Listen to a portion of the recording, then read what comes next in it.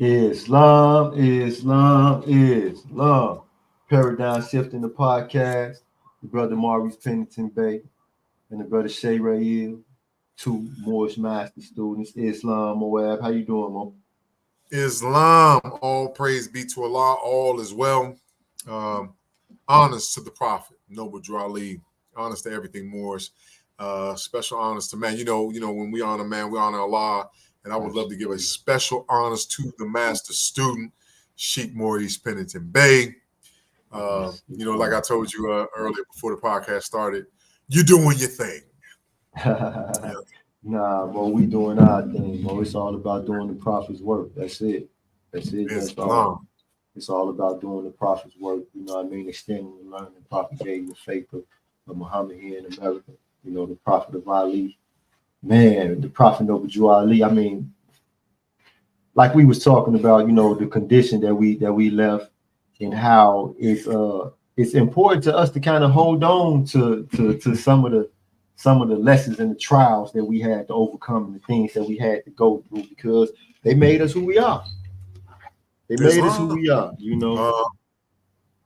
Islam. A lot of people. It takes a certain level, right? It takes a certain level of patience, right, to even be able to recognize that the value of the dismal crypts. And it also comes with using your time wisely, And so all praise be to Allah. I was inspired to use my time wisely. And what I mean by that is I was inspired to do some things that assisted me in developing as a man, as someone that may be useful in his society as opposed to a worthless member. And so like what you were saying, like before we came on live, speaking of how in a way you learn to appreciate the hardships of the dismal crypt. You don't necessarily appreciate, having to being physically confined in that manner. But if you have developed qualities within yourself, and you value those qualities, you also, like I said earlier, you also develop an appreciation for that which assisted you in some shape, form, or fashion in developing those things. And all praise be to Allah. Right. And so after wasting enough time, because when I first went into prison, there was no magic trick. There was no magic in the wall. So when I first went in, I wasted time. I had stopped consuming alcohol or drugs, and my drug of choice, prior to prison was marijuana. And I had stopped doing that almost 3 years prior to going to prison. But once I got to prison, I just turned on my idleness and went back to actually drinking and things of that nature. So I say all that to say, I didn't have patience enough to see what was necessary, what the work was to be done. So first I did some backsliding.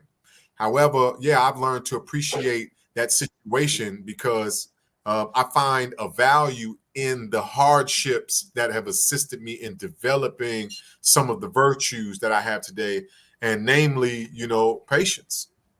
Patience. Islam. You know something, Mo? You just said it, right? Like, I think I might have said this before, but it's always going to be people listening who didn't hear it. But I spent 5 years in prison. I spent 5 years as a prisoner before I actually served 1 day of my sentence.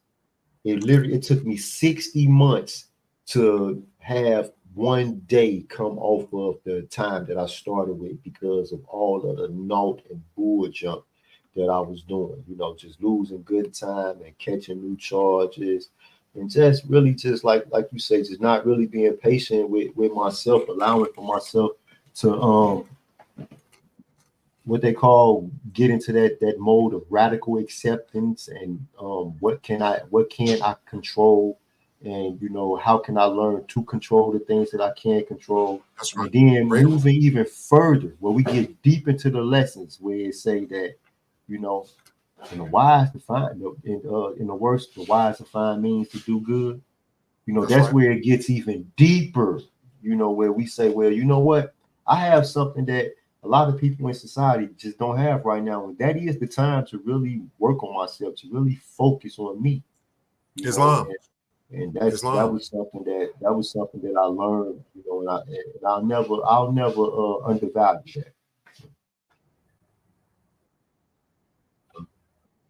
So Islam. There's a give it there that. Yeah. there's a pain. Islam. Go ahead. No. I was gonna say I asked you earlier Can you hear me? today, you know, in Sunday school. I say, man, you know what? Well, what's the topic of the podcast today? And you said, you Oh yeah, know, the power of patience. patience, Yeah. man. Listen, listen, man. Listen, this right here, you know, patience. Like we were speaking of, patience. There's a reason why grandmama and them were constantly saying to us, you know, patience is a virtue. Patience is a virtue, right? And as Moorish American Muslims, and as many other people of many other nations understand, is that there's more than one virtue. They can't be numbered. They're more than the hairs of thy head and things of that nature. So uh, after a while I started to think, why is it that that's the one that keeps getting mentioned? Patience is a virtue, you know, and the reason was because patience, you know, virtue is are the result of developments. You know what I'm saying? They are the result of discipline. They are the result of adhering to principles and divine laws. Okay, Mm-hmm. and so and then a constancy in adhering. So it isn't some, you know what I mean, between the hours of 9 to 5 I'll adhere to the law, but at 5:01 until 8:59 tomorrow the party is on. No, so That's right. there's a consistency, and in that consistency there is born certain qualities of the soul that act as a power that can be wielded at the will of the user. They act as a grace of the great God. They act as a cultivating power. They, you know, these things are of use to us. It's a blessing to us. It's not a favor to the great God. Our virtues aren't favored to the great God, Allah. Okay, and so what I learned about patience was that it is actually the reason why they kept harping on it is because it's the one that no matter what quality of soul you come to develop, it will have to be part of the process. It is going to be the divine tool to assist you in the mission of building the temple of perfected man, or, you know, perfecting the character, right? Mm-hmm. And so I tell people like this: imagine when you go into the workshop of the mind in order to do the divine work of formulating your temple and making it out of the attributes of the great God Allah, right? When you go in there and you start doing that divine construction, imagine going into this sacred office space and there's no windows, because this is a private area, right? Right. This is a private area. So imagine that there are no windows. What is one of the first things you need to do upon entering this office? And I tell them, and a lot of people, they say, well, man, I guess I have to cut the lights on since there's no windows. Indeed, that's patience. Patience is the light switch. So the reason why I use that analogy is this: I don't care what you came into that temple to build. And I use the term build, and I don't use that term loosely. I mean, set forth by degrees and work out the possibilities of man. So I don't care what it is that you came to build upon. You're going to need patience to do it. And so no wonder why, no wonder why they say this is a virtue. What they were trying to say is this one right here is a key to, a successful development of any of the virtues. Islam, absolutely. You know something? When we was talking prior to going live, we talked about patience, and like it's a lot more than waiting, right? I think about the running back that used to play for the Pittsburgh Steelers, Le'Veon Bell. So Le'Veon Bell was known for bringing patience to the game and patience to the position. And because of that patience, he would always see these big holes open up that he could just run through and burst for 10, 15, 20 yards. You know, these holes they always develop for the most part in running plays, but a lot of running backs don't have the patience to allow for these holes to open up. You know, a lot of us, we don't have the patience to allow for our opportunities to open up. You know, a lot of Moors right now to this day, you know, we have members who come into the temple. When they come into the Moorish Science Temple of America seeking the ADEP chambers of the Moorish Science Temple of America, but they don't want to graduate from Sunday school. You understand what I'm saying? Like they don't want to go through the process. Like the process is not important. If you have no respect for the process, you have not developed patience. Then how can you be an expert when it comes to Moorish science? You know, because Moorish science is something that it's reliant upon us waiting for the right time. All right. It says like trees of gold planted in beds of silver are wise words spoken in due season. Because we measure time by cycle ages. So we know that the right time is going to come, and we wait for the right time, and then we make our move. You know what they say down south? I'm going to go with my move, but I'm going to wait, and I'm going to go with my move at the right time. So I can maximize my energy by exerting my energy when the opportunity presents itself for it to actually be the most impactful. You know, so these things are important. You know, patience is a lot more than waiting. You know, we didn't just sit in prison. You know what they did in prison? The people who were just waiting for their outdate to come, they sat in front of the TV. They ate as many honey buns as they could get their hands on. They ate as many bags of potato chips, and they did as much sleeping as their body would allow for them to do. And when they got out of prison, it's a high likelihood that they didn't stay out for a year. Or they were in a worse condition than when they came in. When they went in, that's right. Islam, and you make a really good point. I like the example of the running back, right? Yes. Because you know there are some things about the running back that make it so that he can be patient, right? Mm-hmm. With patience, there's also a level of confidence. Right? That's right. The running back can sit back there. There's a clock ticking. There's people after him actively. I'm talking about there's a war going on in front of him where people are trying to get to him and other people are trying to protect him, right? However, he's got some patience, and his patience is linked to the abilities that he has already developed within himself. He knows that he can get away from some of these people. He knows what he's capable of doing, and he knows the windows of opportunity that he can fit in as well.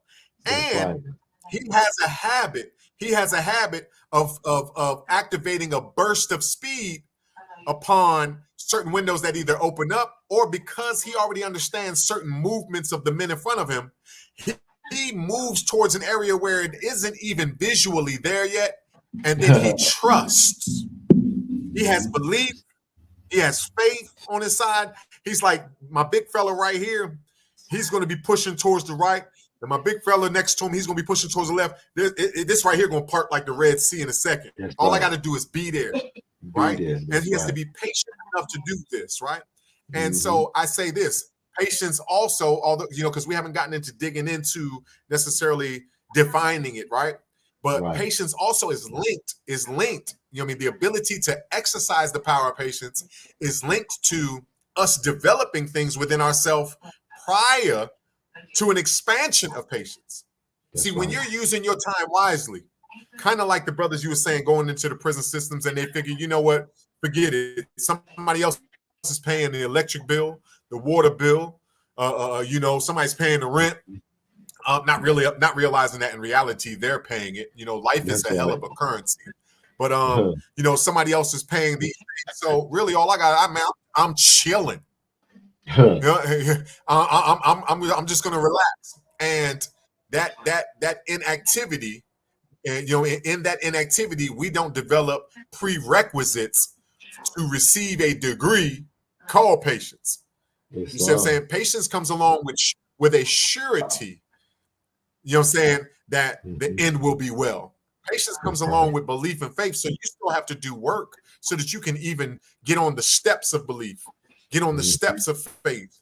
You know what I'm saying? Bear witness to things. Then comes patience. Why is it that the farmer doesn't lose his mind when he drops the seed in the soil and there ain't nothing there tomorrow? Because he has an understanding of how the development process works. That's And right. he believes that he will receive his fruits, his vegetables, and other things that will give him that which is vital, right? He believes in that because he has worked a certain way. He's tilled the soil, he's removed the stones, he's pulled some weeds. So when he drops those seeds, he is able to exhibit a power such as patience because of other developments. Because he has done what the Prophet Noble Drew Ali said. He's active, not passive. You know what I'm saying? And so, you also mentioned something about waiting.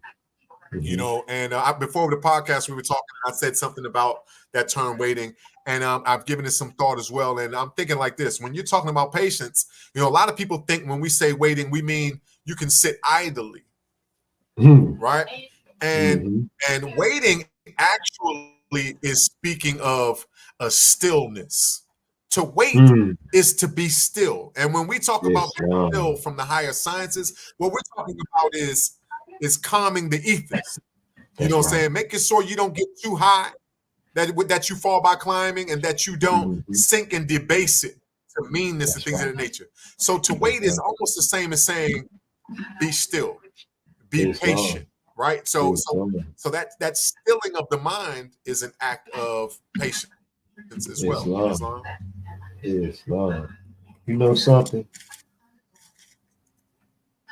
The Quran says, "Thus hope shall ever be his beacon light." Right? And I remember back when I first started studying Moorish science, and I looked up the word hope. And one of the definitions of hope is actually confidence. Right? And you talked about having the confidence to wait for the moment that you know is going to come. You understand what I'm saying? Now, that's right. In that between time, right? In that between time between the now and the moment that you're waiting for, that you know is going to come, there are things that you need to do to make sure that you can take full advantage of that moment when it comes. All right.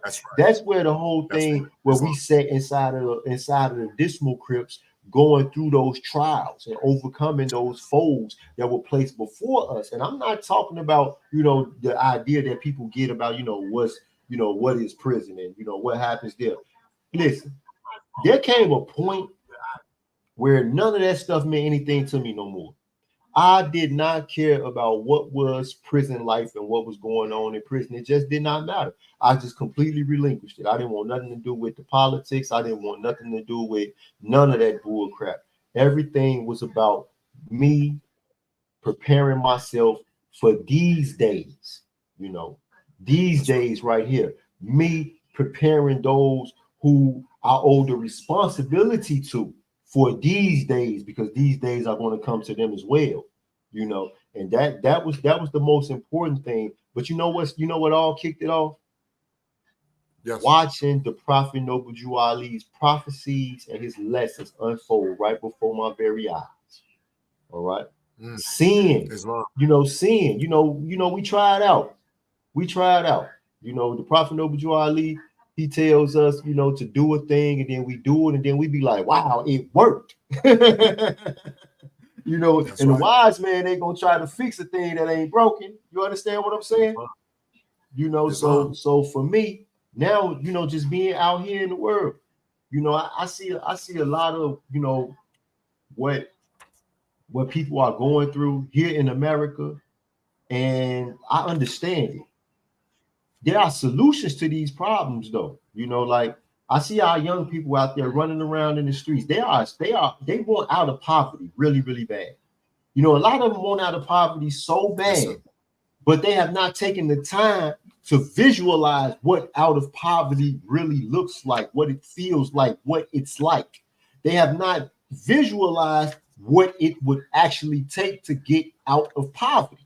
So the things that they are doing right now really secures their place in poverty. All right. They have this thing, the rappers started. They say secure the bag. All right. They say secure the bag. That's one of the things they say, secure the bag. But when you think about it, that's awesome. Yeah, secure the bag. If the bag is my bank account, my economic stability, my economic power, if that's what the bag means, then I absolutely need to do everything that I can to secure it. While at the same time, a bag can never be secure if you a dope dealer, because the police or the feds can come and take you to jail and take that bag for you at any given moment. Some stick-up man could come kick your door in and rob you for a shoebox you got in your closet. So that's not a secure bag, you know. So, but I'm not thinking like that. You know, I haven't been patient enough with myself to really go through the process, you know, of allowing for the thought to actually take shape and form within my heart and my mind, you know, and then moving my body towards. So this is what patience is. Patience is understanding, you know, the powers and the possibilities of man. You know, we can do and have anything that we so desire. Whatever you desire, whatever you want, as long as you don't want to hurt nobody or take nothing off somebody else's table, you have a right to what you want. I say that all the time. You have a right to it. While at the same time, the world and the universe is not going to just hand it to you. There's a process, okay? And it's going to take some patience. It's going to take some patience because, you know, it wasn't easy. Listen, I joined the Moorish Science Temple of America about 17 years ago. All right. 10 years into being a member of the Moorish Science Temple of America, I was already, you know, an officer in the Moorish Science Temple of America where we were. But if I would have been released back then, if I would have been released 10 years ago, I would have found my way back to prison. I would have found my way back to prison. The reason why was because I had not yet gone through the process of becoming an individual who could be a faithful member of society. All right. I did not know how to come out into the world and live amongst civilized people because we come from the street. All right. Now, I hate to say this like this, y'all, but the street is a jungle. Okay. When the Prophet Noble Ali told us that where we see people one day, we was going to see wild animals. All right. We had to remember that where the temple was over there on Indiana Street. All right. That's the ghetto.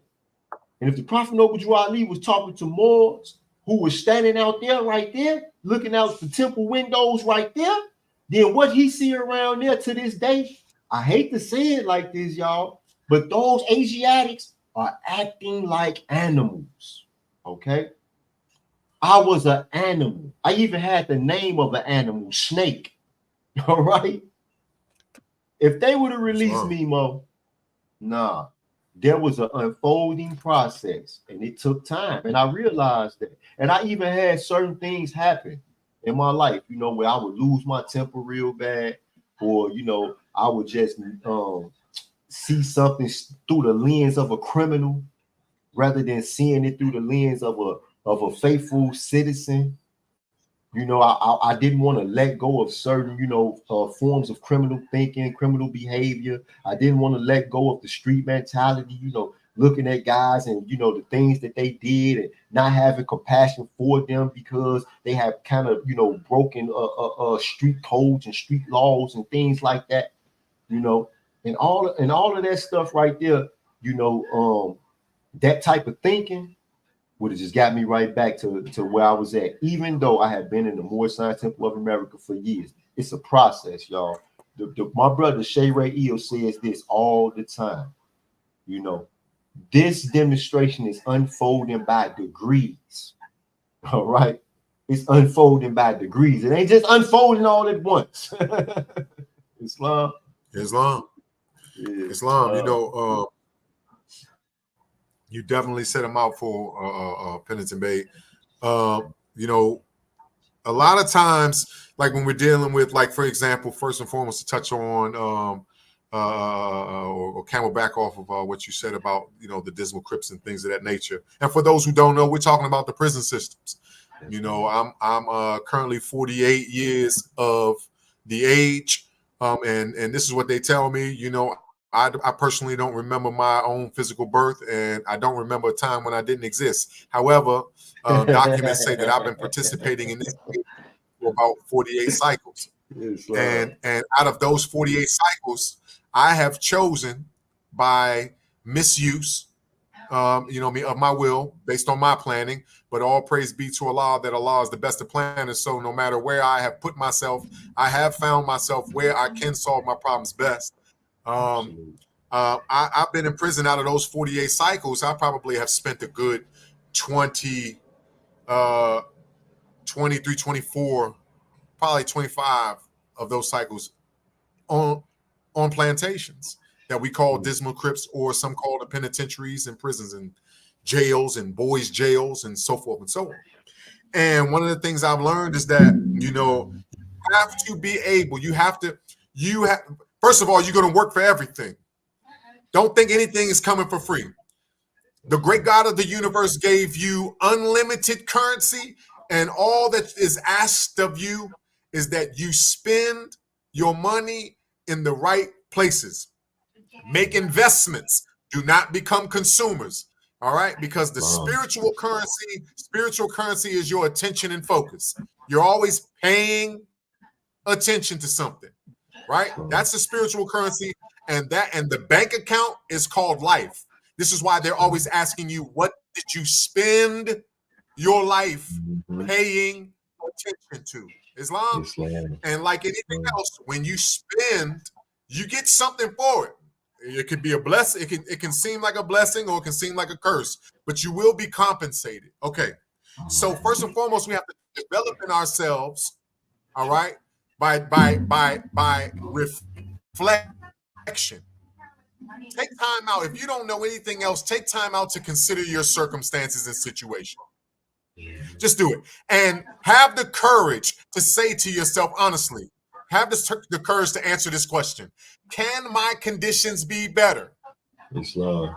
If you believe that your conditions can be better, all right, if you believe they can be better, understand this. You are your savior, so you are going to have to make your conditions better the same way you participated in making your conditions what they are now, either in this life or a past one. Islam? Okay, so with that said, we have to develop in ourselves, by considering the idea of a better condition, we have to develop in ourselves a willingness to see the blessing, Pennington Bay, a willingness to see the blessing in prison. When you find yourself in those situations.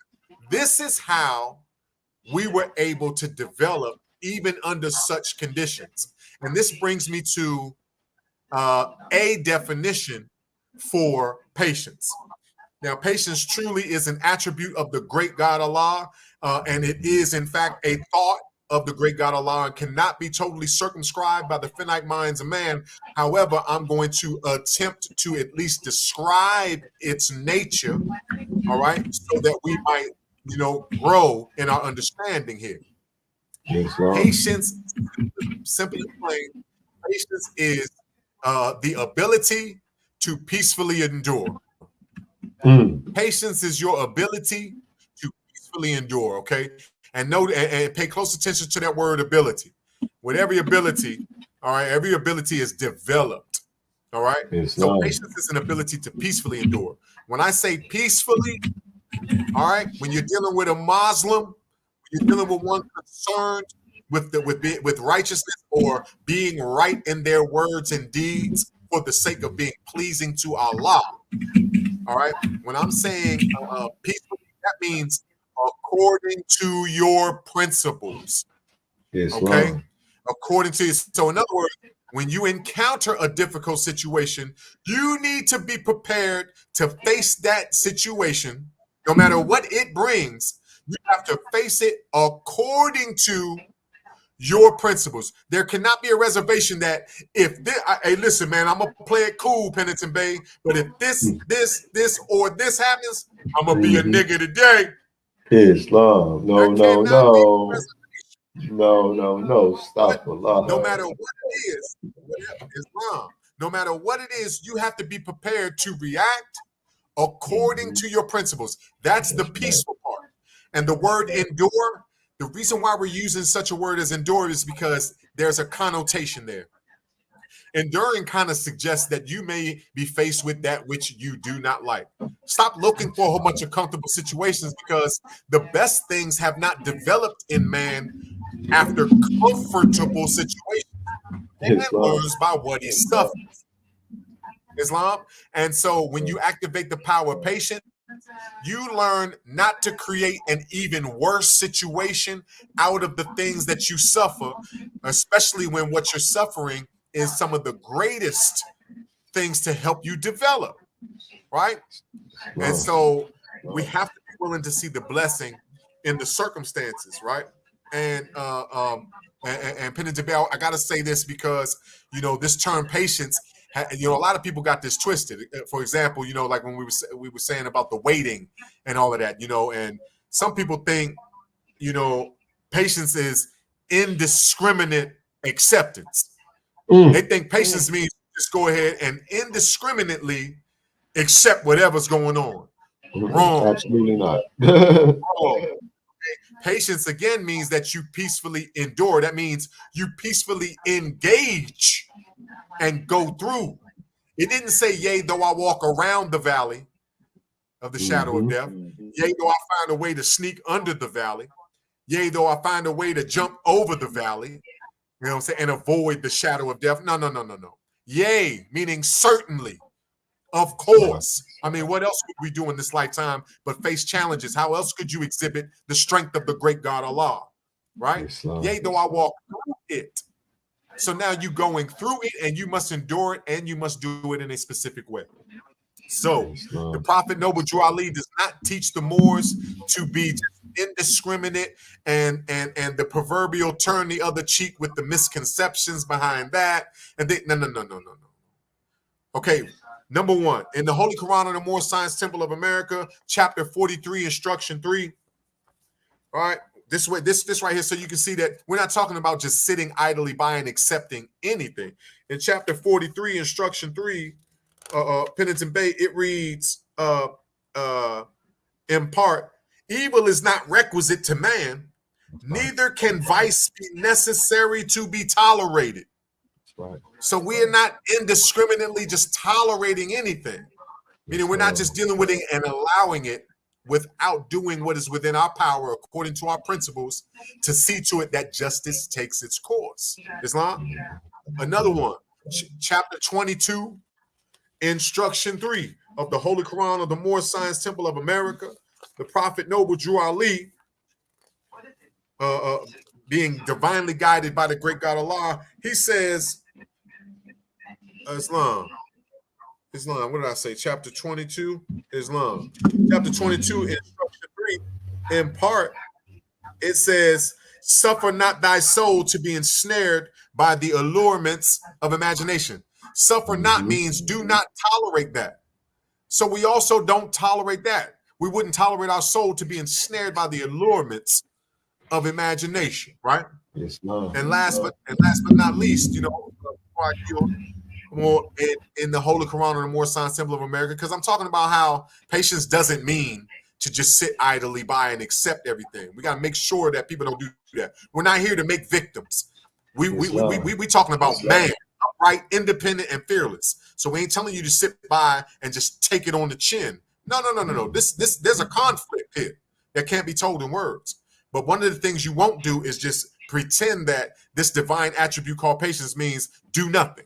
And so in chapter 27, instruction 3, and it's no coincidence that all of these instructions were instruction 3, but instruction 3 in chapter 27, Islam, it reads, he suffers not the mighty to oppress the weak. That's another thing we don't tolerate. Islam. Oppression. Islam. We don't tolerate oppression. We don't tolerate corrupt thinking, and we don't tolerate our soul to just be conned and tricked into believing that the illusions of the carnal self are of more valuable than the promises of the great God Allah. And it takes patience to do these things. Islam. Islam. So when you start talking about the lessons in the Holy Quran and the Moorish Science Temple of America, I personally believe that upon first entering into the Moorish Science Temple of America, life begins to change for the better for you. All right.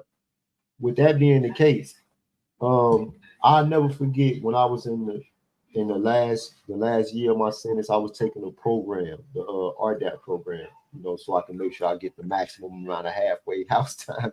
and get out of prison as early as possible, right? But I was taking this program, and there was a little brother in the program, and we called him Gas. Okay, his name was Desmond Johnson, but his nickname was Gas. And this brother, he had a lot of trauma, from the past. He was a young person still, but as a younger person prior to coming to prison, because he did about 12 years in prison. But he had so much trauma, and he shared this stuff with me. He came to the temple. He didn't miss no meetings.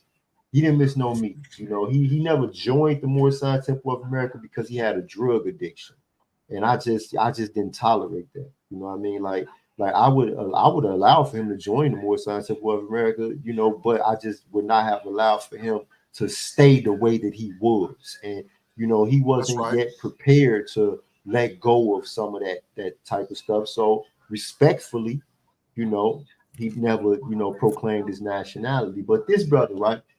One of the DTS, or the drug treatment specialists in the program, she just stayed on this line. I mean, he could do the littlest thing. It didn't even matter. So one day I went to her and I had a talk with her, and I said, Miss Leonard, I said, do you think it's fair the way you treat him? I say he's trying. And she was like, yeah, but he had plenty of time and plenty of opportunities, and he's just not doing no better. And I was like, he's not doing better. I'm like, are you serious? I'm like, a blind person can see that this young brother is doing better and that he's trying. Well, I can't see it. So I want to tell her, well, then you worse than blind. But this is what I told her.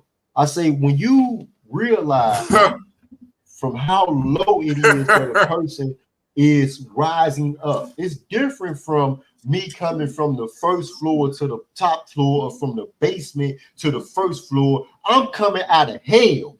You understand me? I'm coming out of hell. So if I have made it to the basement, I came way, way farther than most people ever had to travel. Okay?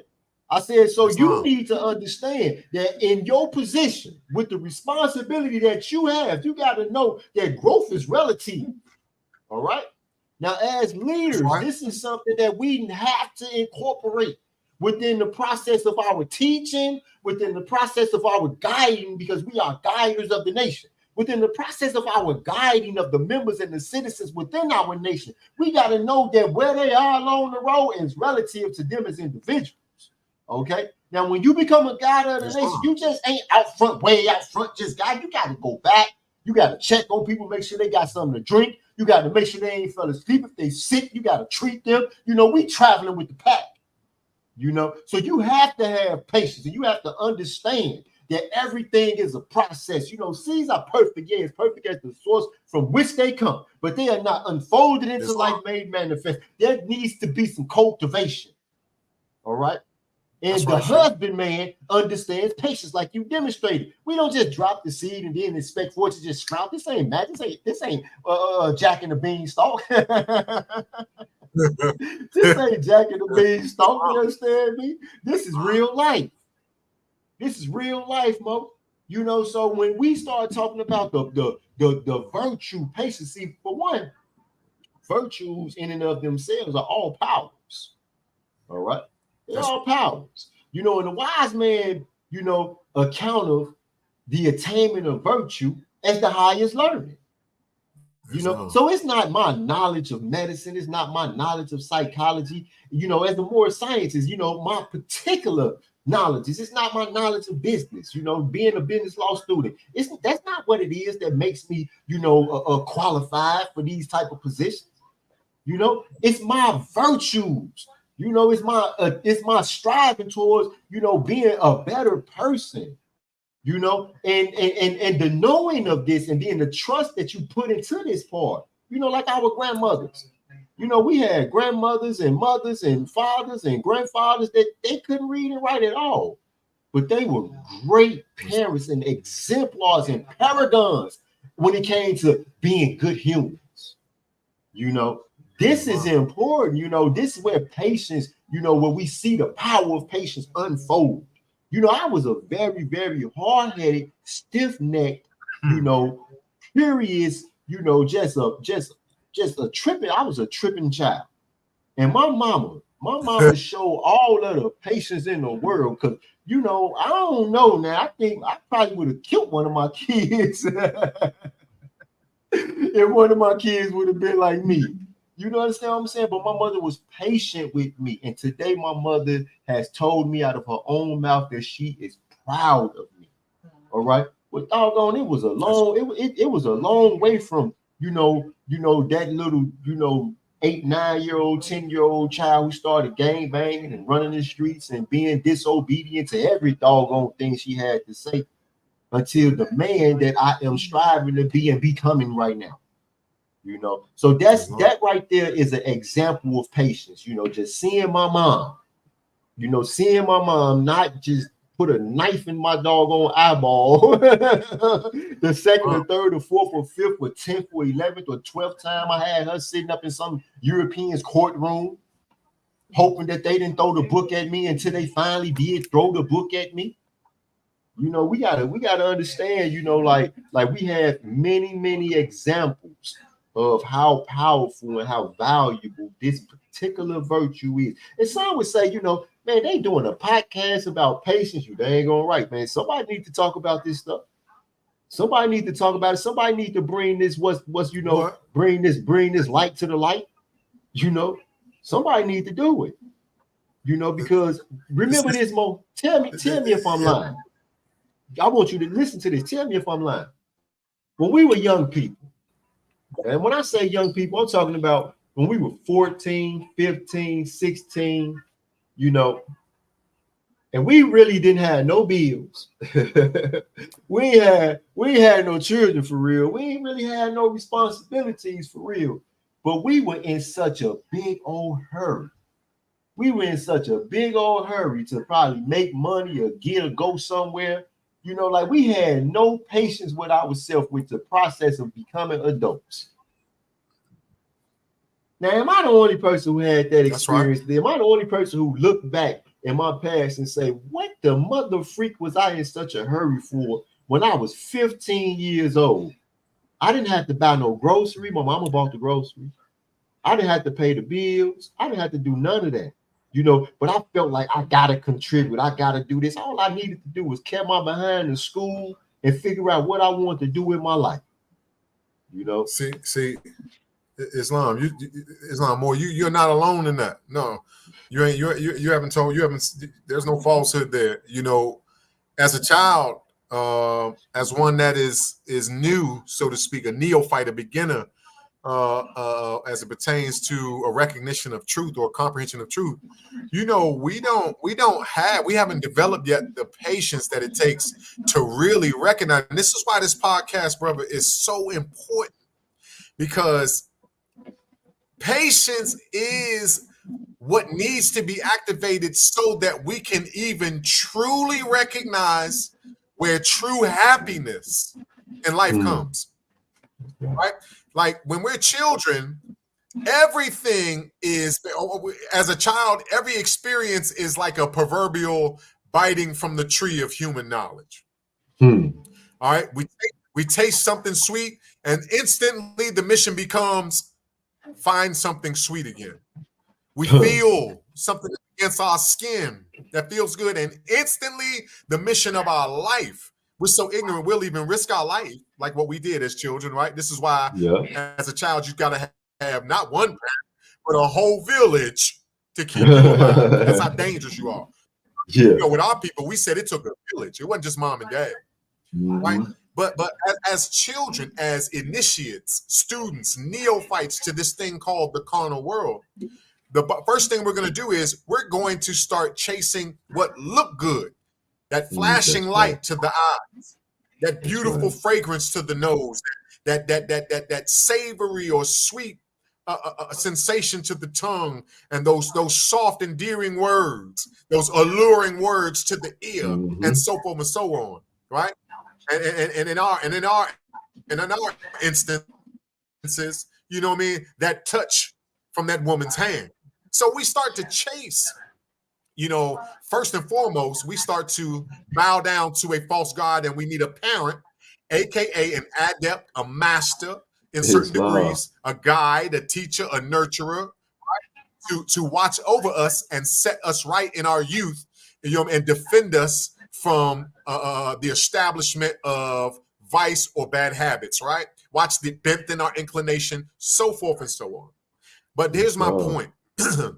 when we're developing this fake love for carnal sensations, it takes the development of patience for us to stop and actually look at what truly brings happiness, because we think that the lollipop brings happiness, the ice cream. We think that the physical, the carnal and our lustful passions bring. No. I got to hear the right words, the right song, the right this, I need the right things to come into my ear for my happiness. It needs to be the right smell for so all of my carnal senses have to be satisfied for me to have happiness. So first and foremost, one of the things that I hope the listeners will consider is patience is the activation of the power to recognize what truly brings true happiness without the side effects.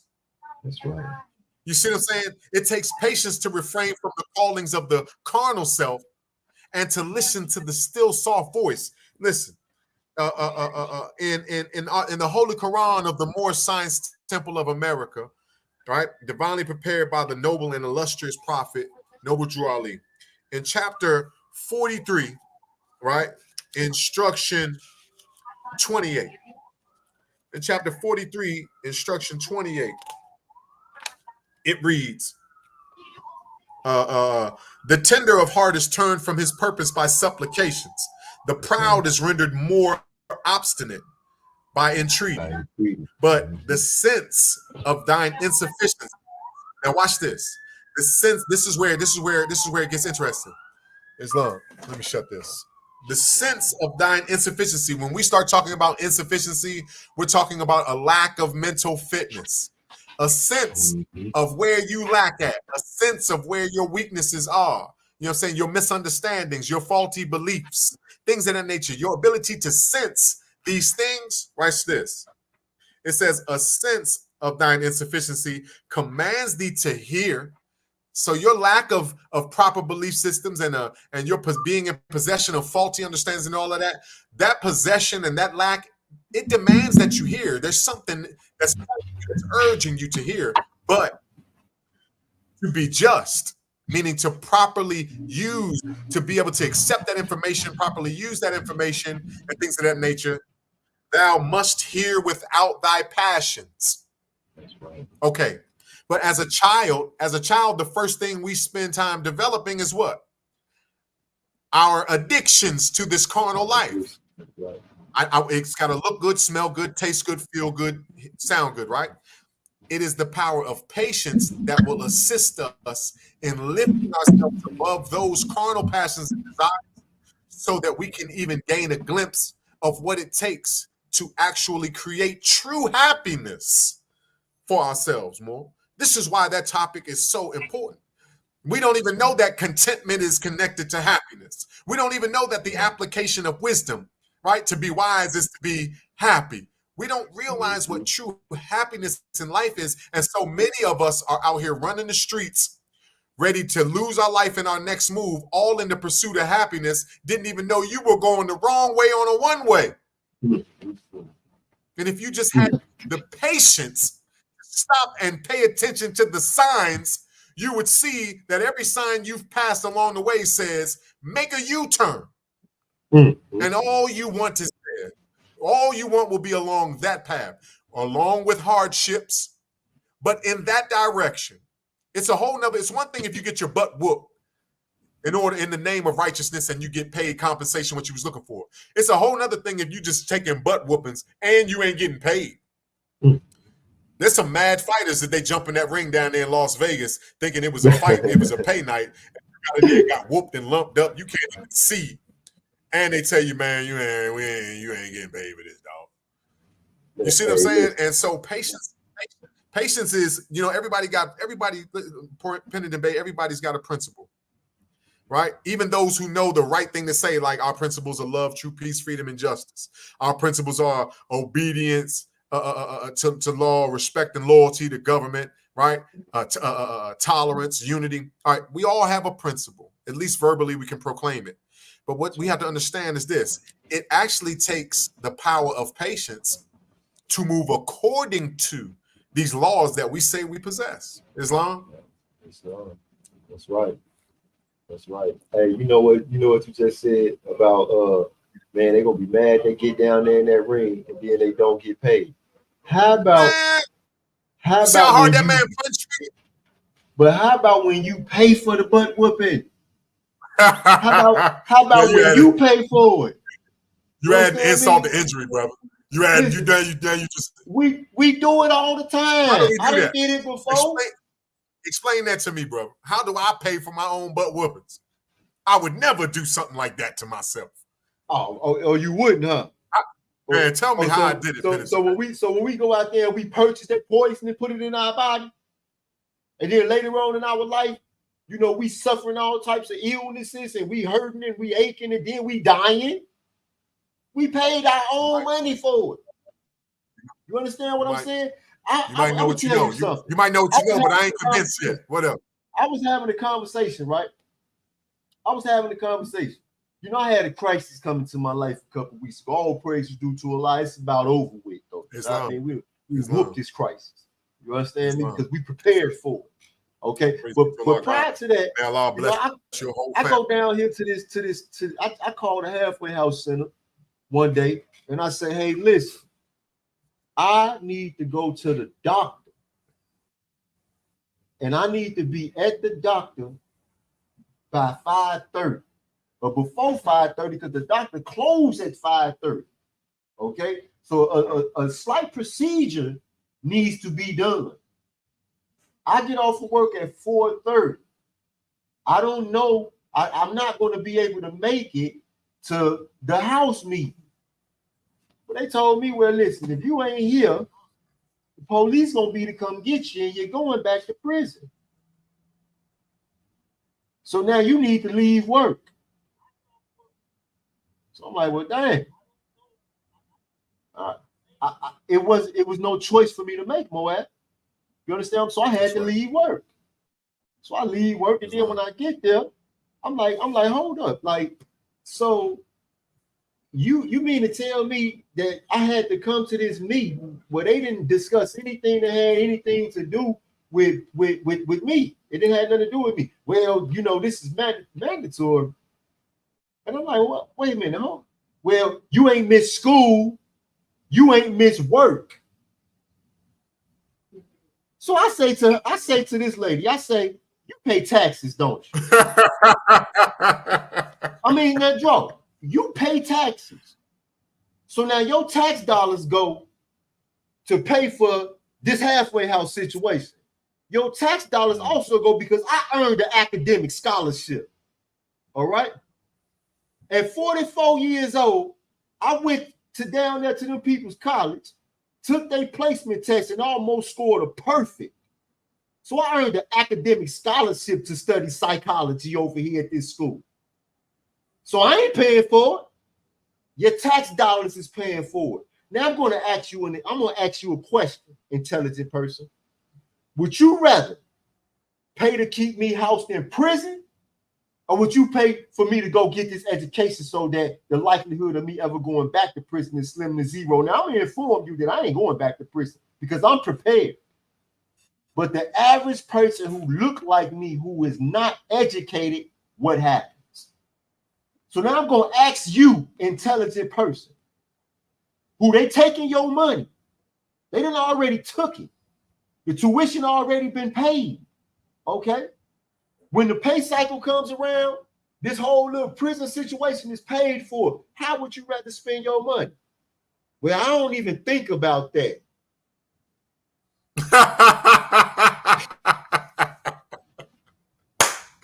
Hey, listen, Mo. Hold on, before you, pardon the body. So here we go, because we talked about paying to get our butts kicked, right? So when these ones is running around stealing your car, breaking in your house, knocking down your grandmother and your aunties and your uncles who in their old age to take their wallets to go and back dope. You understand me? Right. when these individuals is going to prison and getting out of prison and keep on doing the same thing that they was doing before they went to prison, you ain't thinking about that.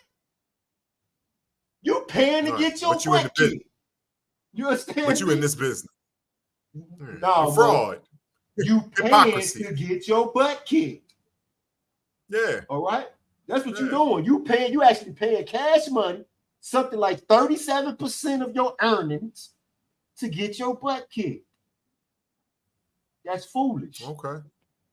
That's foolish. To say the least. Islam. Yeah. Islam. And I'm gonna tell you another thing though. I'm gonna tell you another thing since we're on the topic of patience. Yeah. Patience kept you from going back to the dismal crypt when when they said, I don't even think about that. You know something though? You know, this is where we had to praise Allah. You understand what I'm saying? Because fearfully and wonderfully art thou made, old child of That's right. You know what I mean? We have to be humble. We have to be humble to Allah's mercy. We have to be humble because we know that, you know, we could be stupid like that too. You understand what I'm saying? And when we say, because when there is a refusing to learn, you know, that's not, you know, that's not good. You know, so listen, in that moment more, you know, the Prophet Noble Drew Ali, he mentions patience in the Holy Quran on the Moorish Science Temple of America. You know, he says it is the part of wisdom. Yeah, right. So it's the role, it's the job, right? It's a duty. Anytime it's a role or a job or whatever, it's the same as saying a duty. And a duty is a debt of gratitude. A duty is the seed of a debt of gratitude, right? It is the part of wisdom to hear with patience their impertinence. So that means we have a couple of ways we can hear. We can hear with patience, or we can hear with impatience, and thereby activating another nature, right? That is called into action at the will of the user. Okay. So it is the part, as a Moorish American Muslim, and I'm speaking to the viewers, obviously, you know this. As a Moorish American Muslim, as a friend to humanity, regardless of your nationality, as a friend to, because you're either a friend or a foe, as a friend of humanity, know this. If you have been given any abilities, specifically a power of wisdom, if you have any, I know even a smidget better, if you have anything that you can draw from, like the memories of hardship and those dismal crypts and the memories of times before that moment where I've made a decision in the semblance of the idea I'm getting now, I don't know if I want to do that. Listen here. It is the part of wisdom to hear with patience their impertinence. You don't dodge their, the word impertinence means disrespect. Disrespect. That person that you're speaking about, the individual that you're speaking about, it is disrespectful when you fail to consider someone else's situation. Why? Because it's the law that the prophet Jesus brought. He said, do unto others as you would have them do unto you. So look for the best in others and strive to offer up the best in yourself. How are you not striving to put yourself in my situation, especially when we're talking about someone doing the right things, but you want the right things from me. You want the right action of other people in your society. So it is the part of wisdom to hear with patience their impertinence and to pity their absurdities. This is what the Prophet Noble Drew Ali brought us. Pity their absurdity, meaning have mercy on how absurd it is. You know, people will tell you they don't care about things that actually could lead to you becoming an upstanding citizen, as they call it, right? Yes, they'll act like they don't care about that, and they'll work for the Justice Department. What?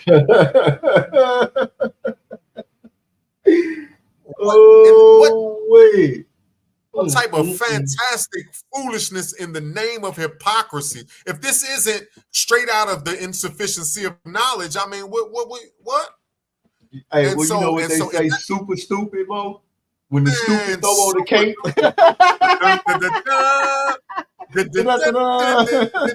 Dummy. Oh my God. Man, come This on, is man. crazy. Yeah. And Hey. then when I fall on my face, but when I fall on my when we fall on our face more, these will be the first one there to point their fingers of scorn at us, you know what I mean, while they hide behind their holy smoke of piety. You know, praise Allah for more science, though. But when I was walking, you put your foot up. You know, the reason why I say All praise praise Allah be for to more science is because we prepared to meet all the foes. Look at what the brother Hornbuckle Bay says right here. He says Islam. He says patience is a tool to be mastered for me. Peace. Now he's speaking relative, right? Which is that's what the good Moors do. You know what I mean? They speak relative, right? So now when we look at patience as a tool, because we could say, when we consider ourselves, reflection is the business of the man. So when I think about myself, I say, well, because of the way that I grew up, I am not naturally a patient person. All right. So now I have been given this virtue as an option to take, as a tool to be used, you know, when the time comes for me to actually benefit from the usage of this tool. So now, like he said, it's to be mastered. All right. Because like you pointed out in the beginning, some people mistake patience for just waiting. Some people feel like, you know, I'm going to be patient with my oppressor, or I'm going to be patient with this individual who is abusing me. A lot of sisters do that. A lot of sisters have these, you know, these guys, you know, at home who are abusive, who mistreat them, who are mentally molesting them on a regular. And they are, you know, what they think being patient, waiting for this guy to turn into a man. All right. Or you have some guys who have these chicks who are just, you know, they just right now, you know, for lack of a better term, you know, they're just not women. All right. They're just kind of lewd. All right. And we are waiting for them to become a woman. We are waiting for them to develop an accomplished mind. All right. Well, guess what? That's not patience. That's what my brother Shay Ray Eel just called fantastic foolishness. It is fantastic foolishness. Fantastic. You know, because it is a fantasy. It is a fantasy that you can, you know, enable an individual to be the way that they are while expecting them to become different. All right? You can't do that. You can't do that. That's enabling. You know, in psychology, we have to be careful. You know, because we love people and we want to see people be the best that they can be, but we can't enable their vices. That's why the Quran says that evil is not requisite to man, neither is vice necessary to be tolerated. See, there is no condition, there's no situation, there's no circumstance where we must tolerate the vices of ourselves or others. No, we're not. The Prophet Noble Ali say that we are not tolerating no delinquents. And in our intolerance of the delinquency, individuals will rise up to meet the standard. Or guess what? They will go or find themselves where they can solve their problems best. All right. But if we can't be in their patience, don't mean to enable, you know. So like you have family, we all have family, and our families, you know, our family members are struggling, or maybe we are the family member who is struggling. All right. Now I'm going to say this: if you have a brother or a sister, a mother, a father, a cousin, or a neighbor who is out there in the streets struggling, they can't find nothing to eat, they going through some stuff, they going through a hellish mental condition, and you could just go and lay down and go to sleep at night, and what they going through don't bother you at all, then you have a bigger problem than they do. All right? You have a much bigger problem than they do. Now, does that mean that you are going to enable the perpetuation of their suffering by continuously giving them money to go and buy dope if dope is their problem? Okay. Are you going to keep on letting them in your house to steal from you if being a thief is their problem? No. So that's not what we saying when we say, you know, adopt the virtue of patience, utilize the tool that has been given you. That's why we use the analogy about the running back who waited for the good opportunity. All right. Who waited for the opportunity to go with their move so that they could progress and move forward. All right. So there's some intelligence that has to come, that has to be linked to patience as a concept or as a tool to be mastered, like Hornbuckle Basic. All right. And this goes with all virtues, with all virtues. I always like to tell people, modesty is the second step on the 12-step ladder. Teach him modesty and he shall not be ashamed. Okay, so we can't, an individual who is immodest or somebody who suffers from vanity, they can't sit here and tell you that they are prudent or that they have achieved that degree or that they are charitable or that they are benevolent or that they own diligence or that they are even useful in, their utilization of more science. They can't be because they vain. They could not have attained that degree without first taking that second step of modesty. All right. And guess what? The foolishness of their belief in their ability to have achieved a degree higher than a degree that they refuse to even go out and reach for will show itself. Okay, they will fall back climbing and they will be ashamed when they do because they are vain. All right. So now, me personally, I am not naturally a modest person. Okay, I'm not naturally a modest person, but in my studying of what I desire for myself and what I desire for my people, y'all know, because I've said it over and over again. Some of y'all believe me because y'all know me. Some of y'all don't believe. So you be your thinking and to me be mine. Islam. But I personally believe that the single most important thing under the sun today is the Moorish Science Temple of America. Okay? The Moorish Science Temple of America needs to be successful. And the reason why it needs to be successful is because my loved ones rely upon it being successful. Okay? So with that being the case, I have to take these steps one step at a time. So I have to learn to reach into my tool bag and pull out my 12-step ladder and stand up on that second step of modesty. I have to learn to do that. It's important. Okay. So just like the brother pointed out, and for himself, speaking relative to himself, he said, for me, he said it is a tool to be mastered. Okay. So he's saying a lot right there. He's saying a lot. He said that he acknowledges that he needs it.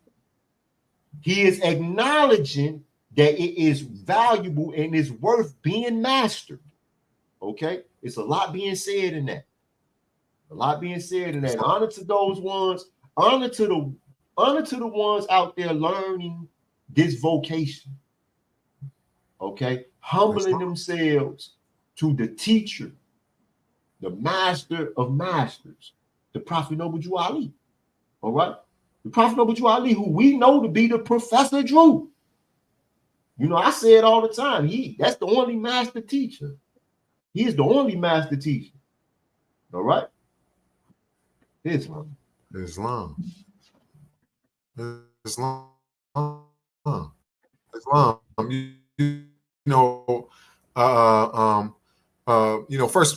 honors Hornbuckle Bay. All praise be to Allah for the gifts of the understanding. And I say this a lot, right? All praise be to Allah for the gifts of the understanding, and honors to the men and the women who spend their time cultivating that gift of understanding so that they might, present it in a way that others could use it for the betterment of themselves. Islam, so all praise be to Allah for, the industrial acts, for these brothers. And the sisters as well. I honors Moabitis K. Bay. She said, when they show you who they are, believe them. And just to camel back on that, since we do understand as well, that man is a spirit and a part of Allah, and therefore, a lot of times what they're doing is they're showing you, where they are, along their evolutionary path. What I'm saying, and they're showing you. They're going to show you signs of, either development or degradation, and and then we need to act Accordingly, the Prophet Noble Drew Ali never told us to sit idly by. He said you are active, not passive. But it is the patience, it is the development of patience that we might know how to act correctly. And so you mentioned something, and I definitely wanted to counter back on it, right? About the 12 steps in the Moorish Science Temple of America. One of the most beautiful and charming traits of the Moorish Science Temple of America and the culture therein and things of that nature is that when you study in the Moorish Science Temple of America, finally you can develop a sense of your purpose in life. Yes, you can develop a direction and thereby develop your directive. And one of the things that the Moorish American Muslim knows is that life is spent to build the temple of perfected man, right? And so we move towards that goal. And the way we move towards that goal is we do something that we call climbing steps or rungs. I say rungs because this is what you might call the steps of a ladder. As the brother, the master student, brother Maurice Pennington Bay has already mentioned. And on this, we have these steps: obedience, modesty, gratitude, charity, temperance, prudence, justice, sincerity, diligence, benevolence, science, religion. These here, these are powers, attributes, virtues. There's so much to the nature of these different steps. But here's the kicker. In order to advance, to ascend up a step, to move in that direction, what all of the listeners, I hope that they will at least investigate, because you don't know it just by being told.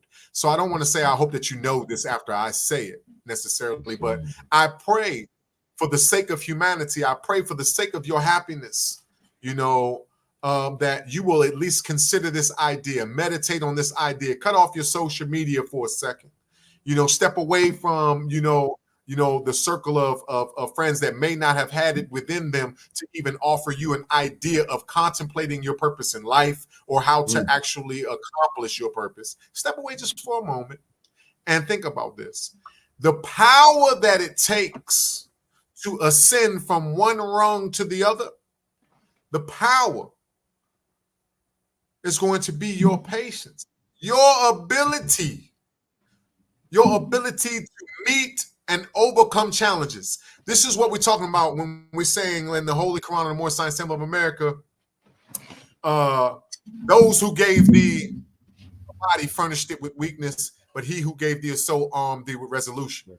That firmness of mind, that firmness, the inclination, the zeal, the passion to remain firm even when it's uncomfortable, even when it isn't totally pleasing to the carnal self.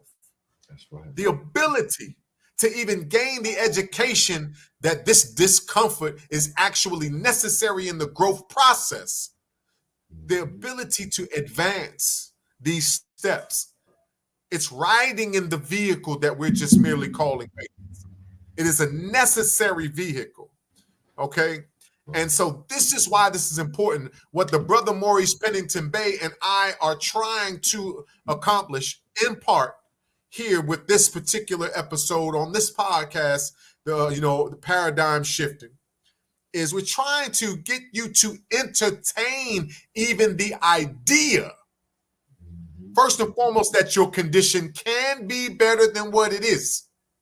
And secondly, because of the topic here, that it takes patience in order for us to engage in the process that would change our conditions. Now it is up to you to investigate, inquire into, research, examine, analyze this thing called patience.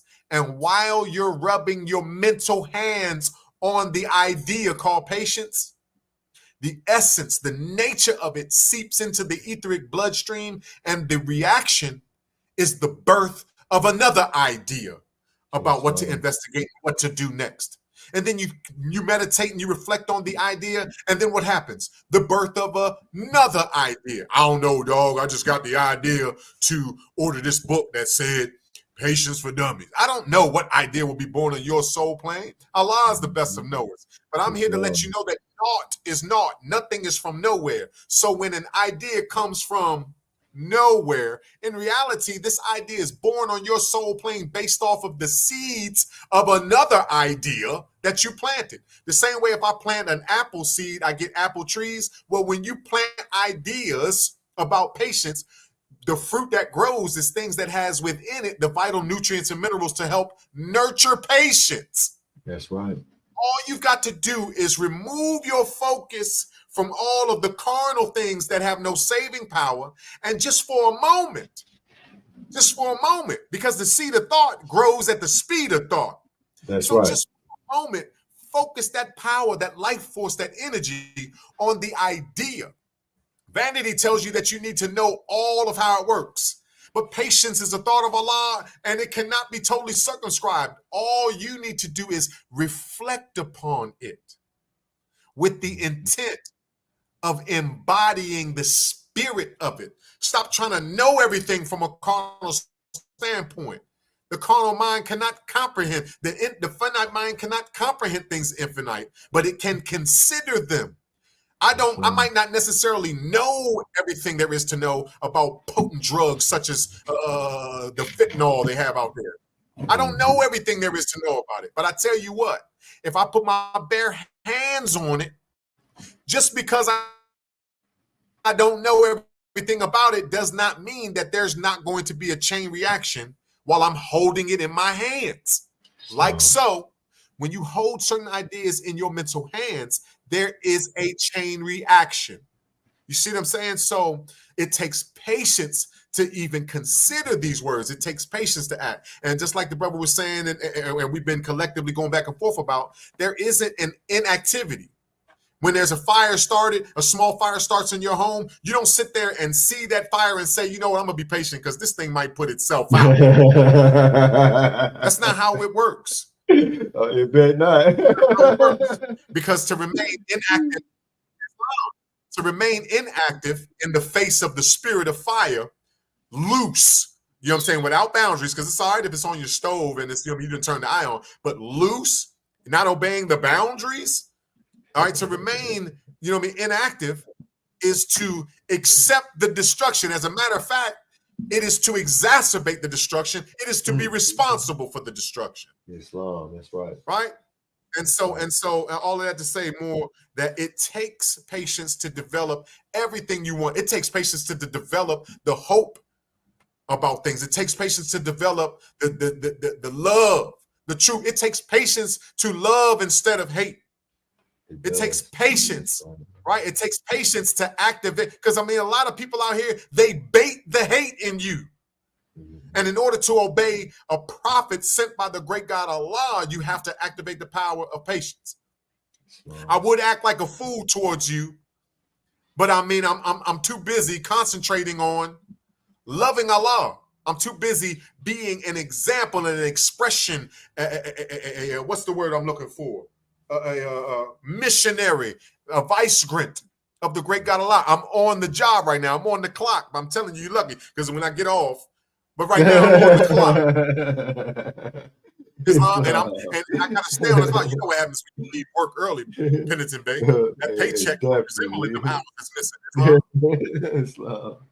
And so if we want the compensation of patience, we gotta ever be willing to act accordingly. Right? If we want the compensation of activating love, truth, peace, freedom, and justice, we have to be prepared to do what it takes so that we can remain steadfast in those principles. Patience. Because as soon as you say you want to love everybody, I promise you the lower self will call you with a condition or a circumstance or a situation or some fool, right? To see if he can make a liar out of you. Man, I promise to love my brother. The lower self sitting right there like, oh yeah. Send in the hounds. I promise I'm going to remain free from the shackles of hypocrisy. Oh yeah. Send in the hounds.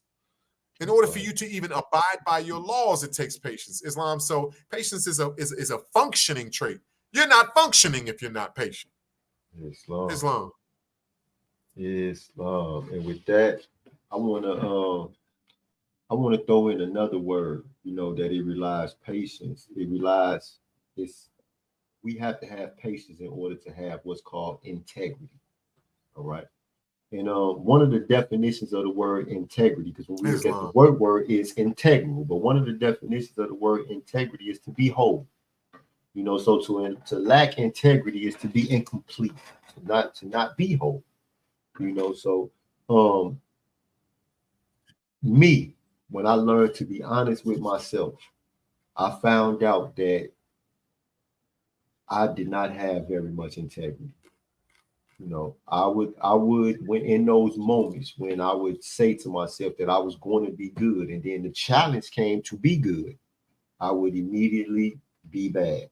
If I said that I was going to be someone, if I was going to show love to my brothers and sisters around me, and then one challenged me to love them, then I would immediately revert back to my hatred towards them, which was in essence a hatred of myself. Because when we look at ourselves and we just look at our past, most of us, especially when we have lived 40 plus years, 30 plus years, 20 plus years, 15, 16 years, we have already amassed enough life experience where we have been bad to somebody. So we should understand how other people can be bad towards us, or how other people can, break a promise to us. Because, we've broken promises before. I know that I have. All right. So with that being the case, patience. When brothers used to get out of prison, anytime I would hear, hey, such a so-and-so is going home tomorrow or next week or whatever, even if I didn't know them very well, I would walk up to them and I would say, hey, man, congratulations, you're getting out, you're going home. And I say, man, the one thing that I want to say to you, man, is be patient with yourself. And that right there was, I would tell them, if you have a plan, you are all right as long as you stick to it. Now, be prepared for life not to go as planned. Things happen that we just can't plan for.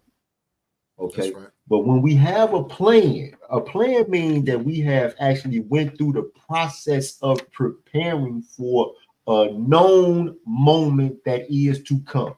We have already established within our future something that we are working towards. That moment will come. We have planned for it. That preparation, it prepares you for all types of other things, believe it or not. All right. Believe it or not. So I tell them all the time, man, be patient with yourself, because I seen more men return to prison because they were not patient with themselves when they got out. All right. And even before going to prison, I seen a lot of men murdered in the street because they weren't patient. That's why they was in the street in the first place. It's a whole lot of people out there in the streets because they believe that whatever they are doing, they have to do it. Nah, I'm here to tell everybody, nah, vice is not necessary to be tolerated. So if you are not doing the right thing and you know that you are not doing the right thing, you're doing the wrong thing, and you're not going to get what you're trying to get. At the end of the day, Sheik spoke about something. All right. Say, he who gave thee a soul furnished it with resolution. Then there's something that come after that. It says, employ it and thou art wise. All right. Employ the resolution because it is at your disposal. It is a tool, and you can call it into action at any time. Resolution means be diligent. All right. Be firm in your convictions that I'm going to do what I know needs to be done. Islam. And with that being said, y'all, paradigm shifting the podcast. Our goal is to shift the paradigms of the people who need a paradigm shift. The Asiatics in America, collectively, We need a paradigm shift. Okay. Right. We need to not have the glory and the shame misplaced. We need to glorify those honorable traits of man and woman. All right. We need to have a greater appreciation of womanhood. Women, our women need to have a greater appreciation of womanhood. All right.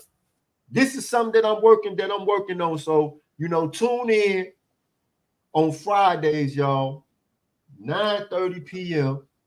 So right after Holy Day, make time to get to the Night of Power, the Divine Podcast. I'm featuring women, who I see doing the work, and they don't have to be members of the Moorish Science Temple of America. If I spot sisters out there doing the thing, or sisters, get with me. If you just want to come on the podcast and discuss what you're working on, man, as long as it's for the uplifting of fallen humanity, then I'm with that. Now, with that being the case, I'm not here to just feature such, because I could feature the Cape Loveville, I could feature Jackson Bay, I could feature Mayati Bay, I could feature Rankin, I could feature the members of Moorish missionary post number 9 and temple number 2, and those who with the home office home rule. But for me, I see these sisters all day. I get honest to them. I'm here working alongside of them. I'm here to protect them. I'm here to aid them in every way possible. And I just want all the rest of you sisters out there to know I see what you're doing. The sisters who started the Uniting of Asia, I see what you're doing. Honest to you for that. So come on, get to the Night of Power. Anybody that want to pop up, y'all see we put the link in the chat every time. If you want to engage, if you want to be a part of the discussion, click on the link. If you come up here tripping, I have to say this, but then they're gonna fall down. But then too, I had to say this. I'm just gonna keep it 100. Yeah. Be careful with me, all right, y'all. Be careful with me. Islam, Shay Radio, honest to you, Moab. Peace and love, everybody. Like, share, subscribe. Yep, all that good stuff. Peace and love. Peace.